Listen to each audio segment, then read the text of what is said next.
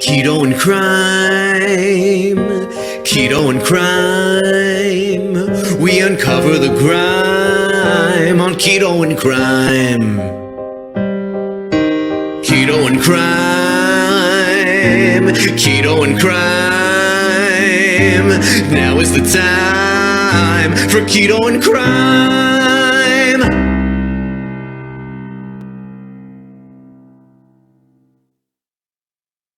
Hey everyone, Tracy here from Keto and Crime. Thank you so much to every single one of my patrons and channel members.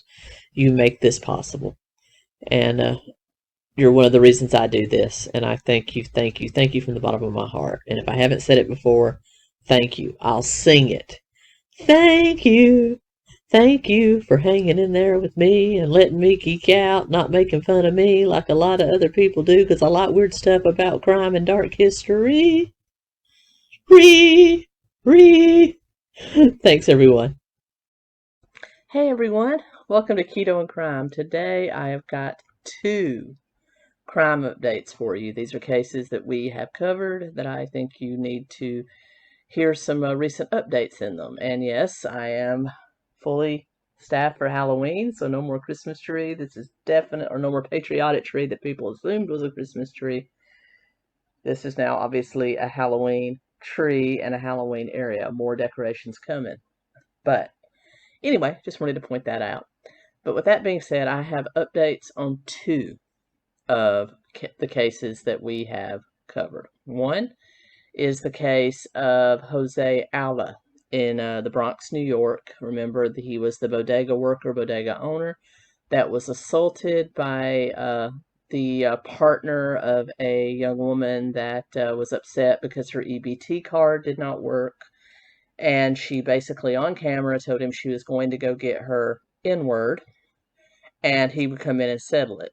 During the exchange between Mr. Alba and the young lady, he tried the card several times, told her it wasn't working, asked her if she had another card, if she had cash. No, it was a roughly $3 purchase. So he did take the chips back from the young girl, and that's what set her off. And she said she was going to go get her boyfriend, who was Austin Simon, a man that was out because of New York's lack of bail.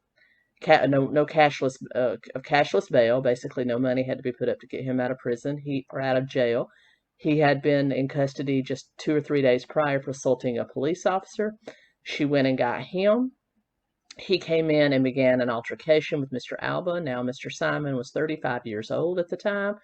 Mr. Alba was 61. He went behind the counter, began to push and throw Mr. Alba around, and Mr. Alba, fearing for his life and his safety, took a knife that they used, a kitchen knife they used to open boxes, and stabbed him several times. Now, during the altercation, the lady that was the one that kind of started this whole mess, also pulled out a pocket knife or a knife out of her bag and began stabbing Mr. Alba. So we had a 2-way stabbing here. Mr. Simon did die later on at a local hospital. Mr. Alba was arrested, and at first his bond was posted at $500,000, later reduced to $250,000, later reduced to $50,000, and then eventually the charges were dropped only because of the huge public outcry from the citizens of New York and from the online community. Those charges were dropped.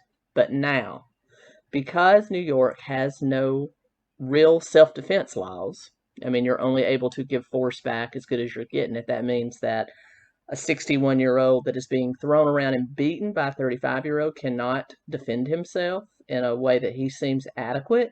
He would have to basically trade blow by blow. I think we know that that is not a fair fight because they don't have adequate self-defense laws, like a stand your ground kind of law that opens up for civil litigation, and that's what happens. David Simon, the brother of Austin Simon, together with a very unscrupulous lawyer, have filed a civil lawsuit against Mr. Alba, who fears, of course, losing his store.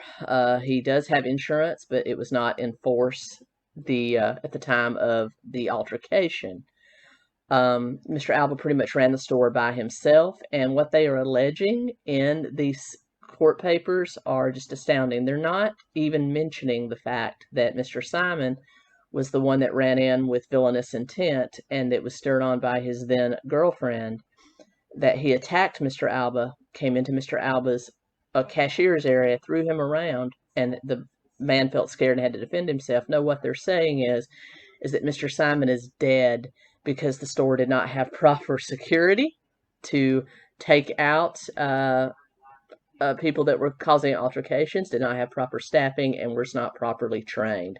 That's what they're alleging, that this 35-year-old that attacked a 61-year-old man is dead, not because of his own actions. Remember, he's a criminal. He's got a rap sheet a mile long, most recently assaulting a police officer.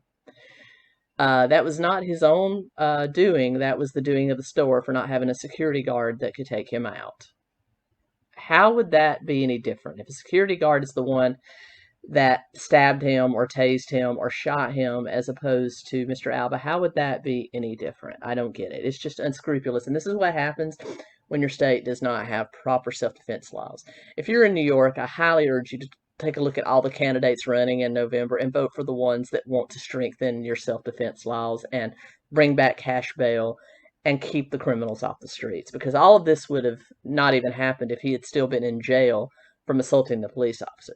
But because they've done away with cash bail, that doesn't happen. So anyway, rant over. That's the latest update. I'll keep you abreast of that. The other, of course, is our good old friend 𝐛𝐨𝐮𝐵.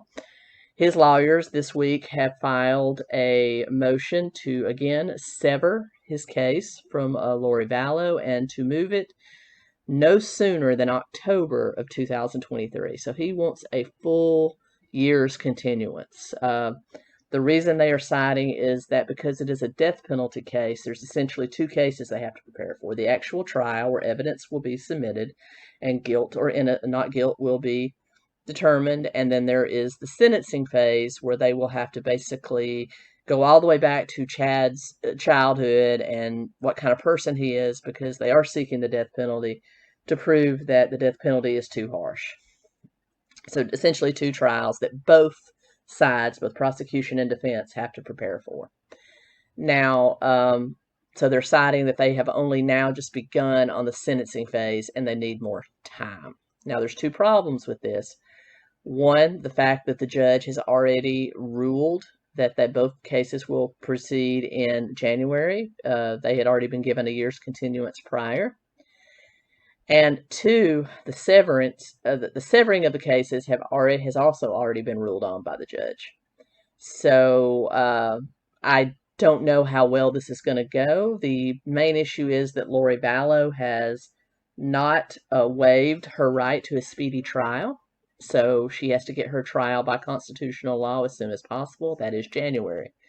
Now, if she comes in and suddenly says that she wants to waive her right to a speedy trial, they may have a chance of getting this trial pushed. I don't know about the severing of the trials, but what they're alleging for the severing of the trials is that because she's a woman and he's a man, that the jury might be more likely to sentence a man to death, especially if it's in contrast with a woman. I don't understand it.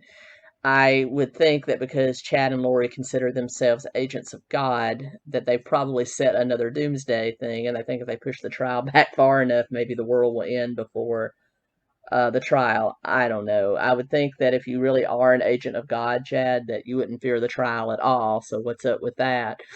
But I guess it all kind of falls apart when you're held accountable for your actions, right? But anyway, that's the latest. Also, no cameras, still, or video will be allowed in the courtroom. Kind of a sad development. They will probably allow audio, which means that hopefully someone like East Idaho News or CBS or Court TV will set up a audio feed from the courtroom so that we can hear the trial whenever it takes place. So I'll be interested to see if, one, they sever them, two, they push it back. Because if they don't sever, and she doesn't waive her right to a speedy trial, I think we're still going to have this in January. But we shall see how things develop and what the judge's reasoning is.